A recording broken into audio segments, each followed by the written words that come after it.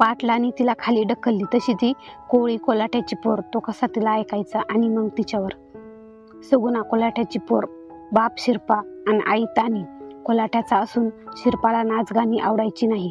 गावात रोजंदारीवर कामाला जाऊन दोघांची भाजी भाकरीची सोय करायचा. 2 वेळच्या भाकरी. सुखी संसार बरा होता दोघांचा. त्यातच त्याच्या सुखी संसारात अजून भर पडली. तानूला दिवस गेले.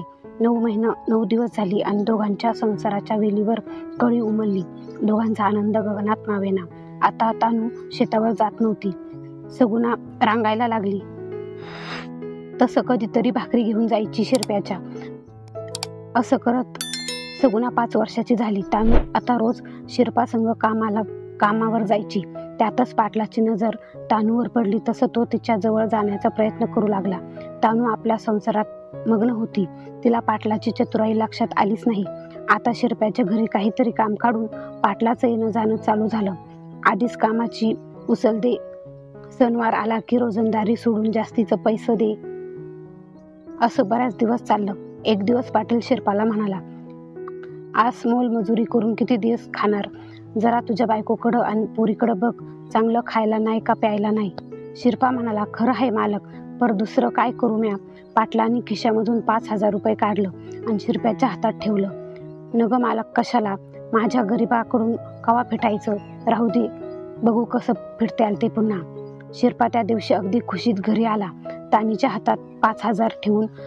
तसं तानी म्हणाली, काय व एवढं पैसे कुणी दिलं? अगं मालकाने दिलं. आपली गरिबी बघून दया आली बघ त्यासनी. अगं बाई, देव माणूस म्हणायचा की. वय ग, देव माणूस आहे. 8 दिवस झालं पैसे देऊन. एक दिवस पाटलांनी शिरपाला वाड्यावर बोलविलं. शिरपा गेला. दाराबाहेरच उभा राहून, काय काम होतं हा मालक माझ्याकडं? वय, तुला 5,000 दिल्यात, ती मला 2 दिवसात माघारी दे. अव पर मालक, म्या 2 दिवसात कुठून आणून एवढं पैग? हे बघ शिरपा, मला तर 2 दिवसात पैसे पाहिजेत. तुझं तू बघून घे काय करायचं. अव पर मालक, तुम्ही तर म्हणालासा कवा बी दे म्हणून. वय, पण मला आता गरज आहे. त्याचं काय? बघ काय ते आणि मला सांग. शिरपा काळजीत पडला. कुठून द्यायचं पैसे? त्याने दिलं ते खर्च झालं. काय करावं या विचारात परत फिरला. तेवढ्यात पाटलांनी हाक मारली. तसं शिरपा घरकन माघारी फिरला. शिरपा, तुला पैसे द्यायला जमत नसेल तर माझं एक काम कर. बोला की मालक. एक काय, तुमच्यासाठी जीव बी तयार आहे माझा. आज रातच्याला तानीला वाड्यावर लावून दी. तसा शिरपा चवताळला. पाटील, तोंड सांभाळा. दिवसा सपन बघताय का? तानीकडे वाकड्या नजरानं बघितलं तर डोळं काढून हातात देईल.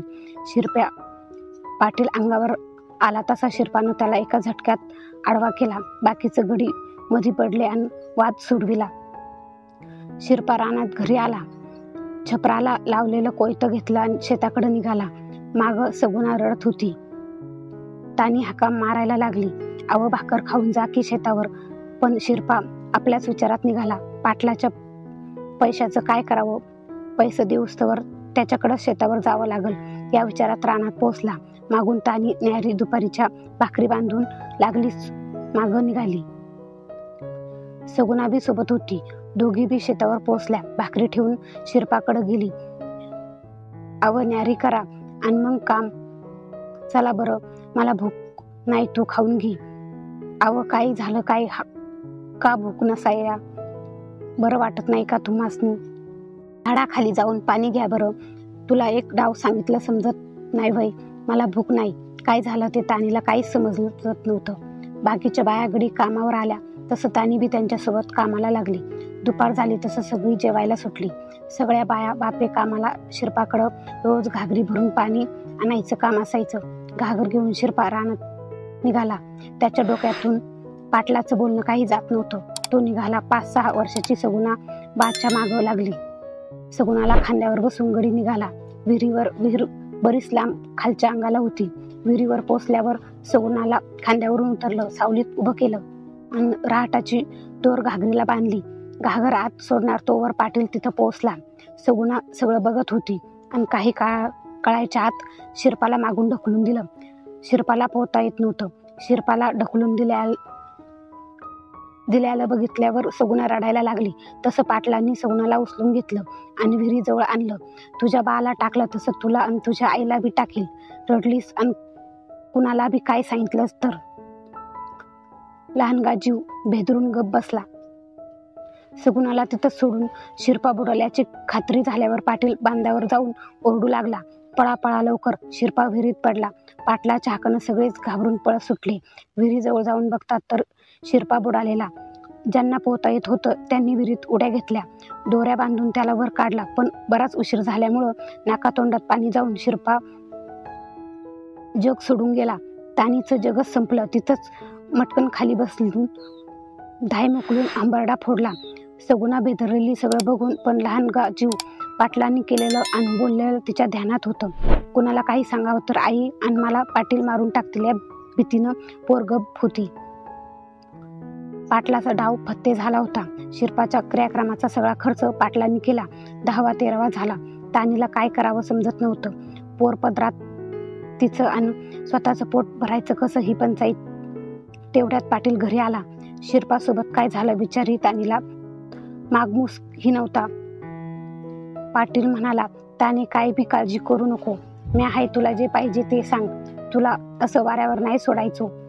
शिरपा माझा भावासारखा होता. मग असंच येणं जाणं चालू झालं पाटलाचं. कधी धान्य दे, कधी पैसे दे, असं करत तानीच्या जवळ जाण्याचं चालू झालं. तानी पाटलाच्या उपकाराखाली एवढी दबली की इच्छा नसून सुद्धा तिला पाटलाचं ऐकावं लागायचं. नंतर तिला याची सवयच झाली. यातच 6-7 वर्ष निघून गेली. आता पाटील साळसूतपणे घरी यायचा. सगुणा बी आता मोठी झाली होती, पण अजूनही पाटलाचं बाला ढकललेलं इसरली नव्हती. पण आई पुढं तिचं काहीच चालत नव्हतं. रोज संध्याकाळी ती दारात बसायची. लहान होती तेव्हा शिरपा आला की तिला दारातूनच उचलून घ्यायचा, हे तिला आठवायचं. 13-14 वर्षाची सगुणा आईसोबत शेतावर जायची. दुपारच्या जेवणाच्या वेळी नदीवर विहिरीवर पोरांसोबत पोहायचं पण शिकली.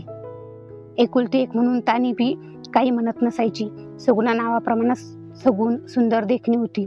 अगदी चवळीची शेंग. हल्ली पाटलाचं येणं जरा जास्तच वाढलं होतं. सगुणाला त्याचा लई राग येई, पण कोणाचा आसरा नाही म्हणून गपगुमान बसायची. सगुणे, अगं ये सगुणे. आईच्या हाकानं सगुणा भानावर आली. काय ग आई, काय झालं? अगं काय म्हणून काय विचारतीस? तिने सांजाला दारात उभी राहू जाऊ नको म्हणून किती वेळा सांगितलं, पर तुझी काय सवय जात नाही. आवाळ भरून आलाय, परस दारलं धुणं काढून आण. वय म्हणून सगुणा परसदारी निघाली तर समोरून तो आला. तो म्हणजे पाटील. सगुणानं आईला हाक दिली. आई, तो आला बघ. तसं तानू सगुणाची आई पदराला हात पुसत बाहेर आली. या की मालक, बाहेर कमून उभे हायसा. सगुणा रागात पाटलाकडे बघत राहिली. अगं तानी, तुझी लेक माझं दार अडवून बसल्यावर कसं यायचं? असं म्हणून पाटील घरात शिरला. सगुणाला पाटील आल्याला चालायचं नाही, पण आईच्या धाकानं गप राहायची. ताने, तुझी लेक लई हुशार आहे ग, म्हणत सगुणावर पाटलांनी नजर फिरवली. जाऊ द्या मालक, बारीक आहे अजून, समज नाही तिला. वही का? मग आम्ही देऊ उद्यापासून चरवी भरदूत, म्हणजे होईल लवकर मोठी. सगुणाला त्याच्या बोलण्याची किळस यायची, पण दिवस तानी अंतुरणात पडली. लई तापानं फणफणली होती. सगुणा आईचं डोसकं दाबून 2 वाकळा अंगावर टाकल्या, पण कमी होईना. सगुणाला काही सुचेना. घरात पैसे बी नाहीत. काय करावं समजना. तेवढ्यात तानी म्हणाली, सगुणे, पाटलाकडे जाऊन पैसे घेऊन ये थोडं. म्या नाही जायचे त्याच्याकडं, लई वंगाळ हाय तो. अगं असं काय बी नाही. आपल्यासाठी तुझा बा गेल्यापासून किती केलंय, पर म्या नाही जायचे. अगं बा सारखी मी बी मरल आणि मग काय करशील तू? आईचं हे ऐकून आता सगुणाचा नाईलाज झाला. तिने सांज होत आली होती. सगुणा निघाली पाटलाच्या शेतात.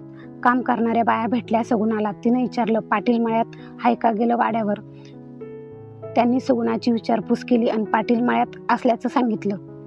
लांबनच पाटील दिसला. सगुणेच्या अंगात राग संचारला, पण आईची अवस्था नजरेसमोर होती म्हणून गुमान पाटलाजवळ गेली. आईनं पैसे मागितल्यात. बरं वाटलं की कामावर येऊन फेडते म्हणली. पाटील म्हणाला, किती पाहिजेत पैसे? मी बी काय विचारतोय तुला? अगं तू तर आमचीच, असं म्हणून सगुणाचा हात धरला. जवळपास कुणीच नव्हतं. जवळजवळ अंधार पडत आलेला. त्यानं हात धरला तसं सगुणा त्याचा हात झटकून पळून जाण्याचा प्रयत्न करू लागली, पण त्यानं तिला जोरात धरलं. सगुणा घाबरून घामाघूम झाली, पण पाटील सोडत नव्हता. सगुणा काय करावं समजना. आरडाओरडा करू लागली, पण काहीच उपयोग नव्हता. सगळे कामावरचे मायबापे कवाच गेले होते. पाटलाने तिला खाली ढकलली तशी ती कोवळीच पोर. तो कसा तिला ऐकायचा. तिचं तोंड दाबून म्हणाला, अगं तुझ्या आई म्हणजे आता काय बी राहिलं नाही. उगाच तिला पोसून माझं पैसे खर्ची वयात. आता तू आहेस म्हणा, तुला बी काय कमी पडू द्यायचं नाही. सगुणाला बाचा चेहरा आठवू लागला. याच पाटलानं माझ्या बाला मारलं, माझ्या आईचं सुख हिरावून घेतलं आणि आता माझं वाटोळं याला सोडायचं नाही. पाटलाने सगुणाचा हात धरला. एक हात तिच्या तोंडावर दाबून धरला, पण सगुणा पोहताना श्वास रोखून धरायचं शिकली होती. त्याचाच फायदा घेऊन तिनं श्वास रोखून धरला. हालचाल बंद केली. पाटलाने तोंडावरचा हात काढला तर सगुणा शांत पडली होती. पाटील घाबरला. त्याला वाटलं वयानं लहान पोरगी तोंड बंद करताना नाक बी बंद झालं का. झटापटीत त्यानं नाकाला हात लावला, पण सगुणाचा श्वास चालू नव्हता. पाटलाला घाम फुटला. शिरपाचा खून पसवला, पण हिचं काय. ह्या विचारात हिरीकडं ध्यान गेलं. तसं त्यानं सगुणेला उचलली आणि हिरीत नेली. कुणी आजूबाजूला नाही न याची खात्री करून घेतली आणि सगुणेला हिरीत ढकलून दिलं. घाम पुसत माघारी फिरला. थोडा पुढं गेला असन तोवर हिरीतून जोरात काहीतरी पडल्याचा आवाज आला. सगुणा तर मेली. मग आवाज कसला म्हणून परत विहिरीजवळ गेला. कुणी बी दिसना. मग काय होतं असा विचार करत वाकून बघू लागला. तोवर मागून कुणीतरी जोरात धक्का दिला. काही समजण्याच्या आतच पाटील विहिरीत पडला. वाचवा वाचवा असं वरडायला लागला. विहिरीच्या काठावर अंधारात कोणी असल्याचं दिसलं, पण कळेना. तशी सगुणा वर बोलली, 3 खून केलंस तू. तेव्हा असाच माझा बाबी वरडला होता. पाटलाला काही समजेना. सगुणी तर मेली होती. वही मी मेले होते. तुला माराय मी पुन्हा जिवंत झाले. मर आता. सगुणाला माहीत होतं पाटलाला पोहता येत नाही म्हणून. सगुणा मेली म्हणून पाटलाने तिला विहिरीत टाकली, पण त्याच्याच रानात जाऊन सगुणा पवायच्या याच विहिरीत शिकली. पाटील तिला टाकून पुढं होईस्तोवर खडकावरून सगुणा भराभर वर आली. पाटील नाकातोंडात पाणी जाऊन बुडाला होता. तिथंच बसून सगुणा रडू लागली. बाच्या आठवणीत. घरी येऊन बादलीभर पाणी अंगावर ओतून घेतलं. तानून विचारलं, येळ का झाला. आज माझ्या बाचं सुद्धा फेडलं आणि सगुणा लेकीच्या कर्तव्यातून मोकळी झाली. कहाणी आवडल्यास लाईक करा, चॅनलला सबस्क्राईब करा आणि कमेंट करायला अजिबात विसरू नका.